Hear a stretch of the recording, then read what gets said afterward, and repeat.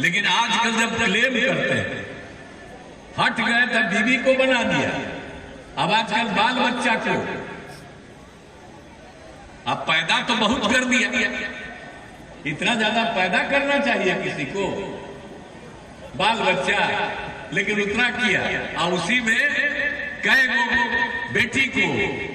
दुगो बेटा को, सबको लगा करके। अब आप समझ लीजिए कि ये लोग क्या करते हैं, कहीं कहीं कुछ बोलते रहते हैं तो कहीं पुरानी बात को भूल जाते हैं। इसलिए हम सब जगह आपको बता देना चाहते हैं कि कोई काम नहीं होता था,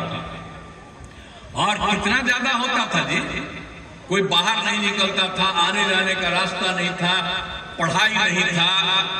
कोई इंतजाम कहीं पर नहीं था, इलाज तक नहीं होता था, क्या हालत था। देखिए, हाथ जोड़ करके मुख्यमंत्री जी को हम यही कहना चाहते हैं कि आप अभिभावक हैं, बुजुर्ग हैं, हम आपका सम्मान करते थे, करते रहेंगे, आपका अधिकार है, कुछ भी आप हमको कह सकते हैं, जो मन करे वो कहे,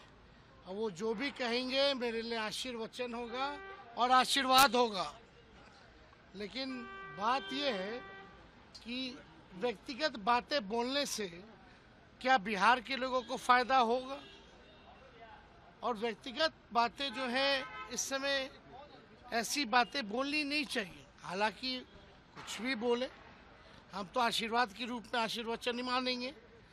लेकिन चुनाव में मुद्दे जो है, मुद्दे पे बात होनी चाहिए,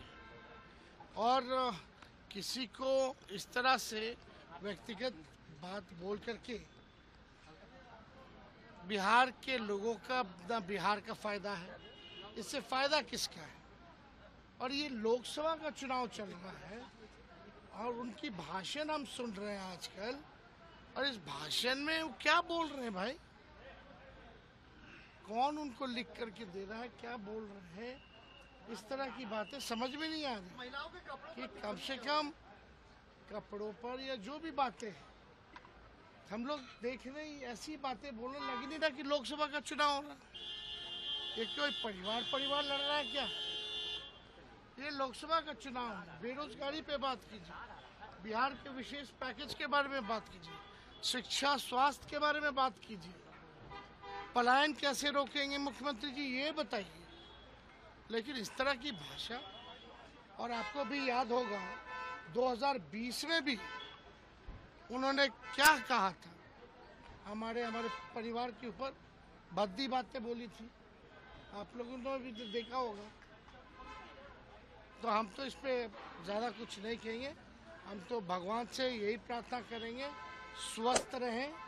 सुखी रहें, है ना, और इससे ज़्यादा हम क्या करें।